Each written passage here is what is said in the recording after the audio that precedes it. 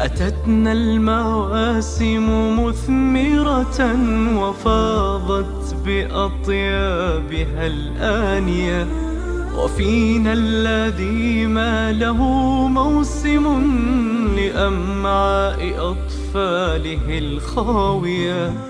تطيب القناعة في يده ولا تنحني نفسه السامية.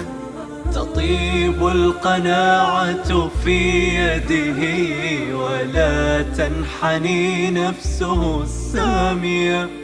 أتتنا المواسم مثمرة وفاضت بأطيابها الآنية، وفينا الذي ما له موسم لأمعاء أطفاله الخاوية.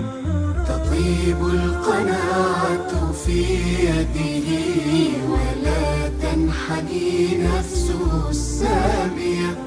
تطيب القناعة في يده ولا تنحني نفسه السامية.